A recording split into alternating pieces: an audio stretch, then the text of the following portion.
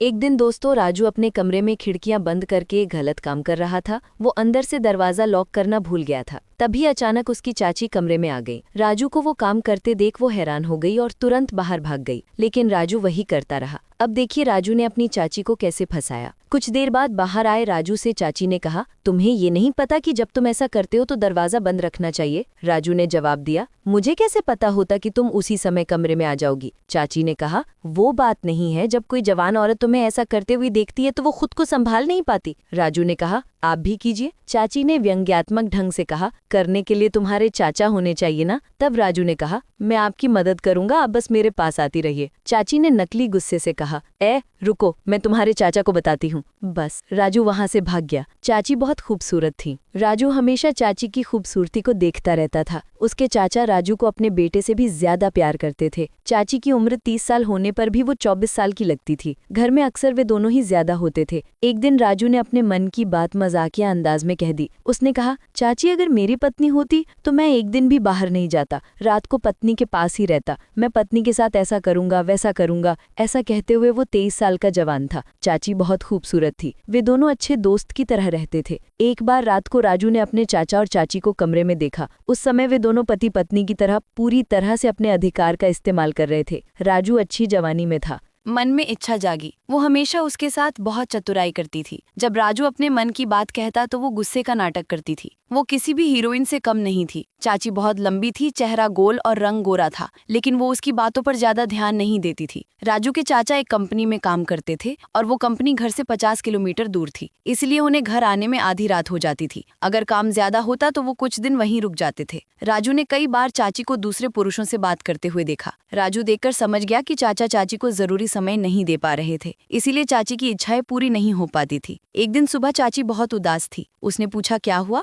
चाची ने कहा, कुछ नहीं, मेरी तबीयत ठीक नहीं है। उसके बाद राजू ने चाची को चाय दी और मेडिकल शॉप से दवाइयां लाया। थोड़ी देर बाद वो चाची का हाल पूछने के लिए कमरे में गया। तब चाची को बहुत तेज बुखार था। उसी समय राजू डॉक्टर को लेकर आया। डॉक्टर ने आकर एक इंजेक्शन लगाया और कुछ दवाइयां दी। लगभग 1 घंटे बाद चाची को राहत महसूस होने लगी। राजू ने चाची से पूछा, चाचा कब आएंगे? चाची ने बताया, तुम्हारे चाचा ऑफिस के काम से बाहर गए हैं, कुछ दिनों तक नहीं आएंगे। अगले दिन जब राजू चाय पी रहा था तो चाची ने उसे बुलाया और कहा, मुझे माफ कर दो। राजू ने पूछा, क्यों? चाची ने कहा, जब से मैं घर आई हूँ मैं तुमसे ठीक से बात नहीं कर पाई, लेकिन तुमने मेरी इतनी मदद की। राजू ने कहा, मैंने तुम्हें कभी पराया नहीं समझा चाची। तभी से राजू चाची के साथ बेझिझक रहने लगा। उसके बाद चाची के साथ उसकी दोस्ती बहुत अच्छी हो गई, इसीलिए चाची के मन में उसके लिए और ज्यादा प्यार बढ़ गया। एक दिन चाची ने कहा, मेरे कमरे में टीवी है, तुम आ सकते हो, साथ बैठकर देख सकते हैं, मुझे अकेले बोर हो रहा है। राजू के दिल में खुशी थी। वो सोचने लगा कि कभी भी मौका मिल सकता है। एक दिन राजू अपनी चाची के कमरे में गया। चाची झुककर घर के काम कर रही थी। चाची को उस मुद्रा में देखकर राजू का दिल तेजी से धड़कने लगा। तुरंत राजू अपने कमरे में गया और मोबाइल में वो वीडियो देखने लगा और आवाज बहुत तेज कर दी। वो आवाज चाची के कमरे तक सुनाई दे रही थी।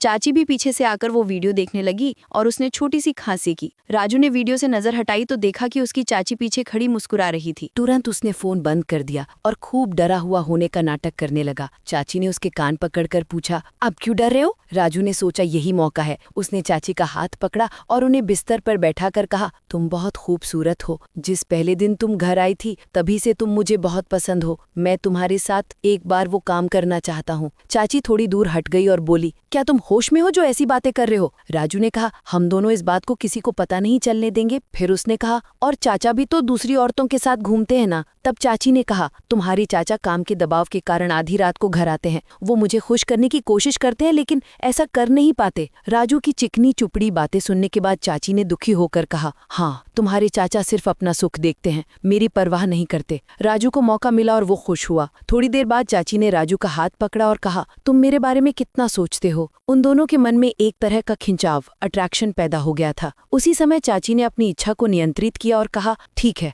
मैं सोचकर बताऊंगी। और वो अपने कमरे में चली गई। अगले दिन जब राजू नहाकर कमरे में आया तो चाची वहां आई और बोली, अरे वाह, आज तो तुम बहुत स्मार्ट लग रहे हो। चाची की बातों को अनदेखा करके राजू वहां से चला गया। शाम को घर आकर उसने देखा तो चाचा घर पर थे। बस राजू की इच्छा धरी की धरी रह गई। चाचा ने राजू को बुलाया और सब मिलकर टेबल पर खाना खा रहे थे। तभी राजू ने चाची की तरफ देखकर इशारे करना शुरू कर दिया। चाची भी उसे तसल्ली देने वाले इशारे कर रही थी। चाचा खाना खाकर बाहर चले गए। उन्हें अपनी पत्नी और भतीजे पर इतना भरोसा था, लेकिन उन्हें नहीं पता था कि उनका भतीजा ही उनके घर संसार में जहर घोल देगा। राजू धीरे धीरे खाना खा रहा था। तभी चाची ने कहा, क्या तुम मुझसे नाराज हो? राजू ने कहा, हाँ नाराज हूँ, और तुरंत छत पर जाकर बैठ गया। थोड़ी देर बाद चाची राजू के पास आई। चाची ने कहा, राजू तुम यहाँ क्या कर रहे हो? तुम्हारी ये इच्छा एक बड़ी गलती है, जाओ और सो जाओ। राजू ने मीठी बातें करते हुए कहा, आजकल ये बहुत सामान्य है, एक दूसरे को कुछ देना लेना गलत कैसे हो सकता है? राजू ने कहा, या तो मैं सो जाऊंगा या मैं यहाँ से कूदकर अपनी इच्छा पूरी करूंगा। चाची उन बातों से डर गई और राजू का हाथ अपने हाथों में लेकर बोली, चाचा घर पर है, तुम 2 दिन रुको, उसके बाद मैं तुम्हें एक मौका दूंगी। अगले दिन जब चाची और राजू बात कर रहे थे तभी उनके चाचा आ गए और बोले, मैं 20 दिनों के लिए बाहर जा रहा हूँ। चाचा ने राजू के कंधे पर हाथ रखा और कहा, राजू मैं घर की और चाची की पूरी जिम्मेदारी तुम्हें सौंप कर जा रहा हूँ, ध्यान रखना। राजू ने चाचा को भरोसा दिलाया। उसके बाद राजू अपने चाचा को स्टेशन तक छोड़ने गया। जब वो घर लौटा तो चाची चाचा के जाने के दुख में रो रही थी। राजू ने चाची को सांत्वना दी, मैं हूं ना, मैं तुम्हारा ध्यान रखूंगा। कहते हुए राजू ने चाची को जोर से गले लगा लिया। उसके बाद बातें आगे बढ़ गईं। राजू चाची को जीतने के लिए बहुत बेताब था, लेकिन ये पहली बार था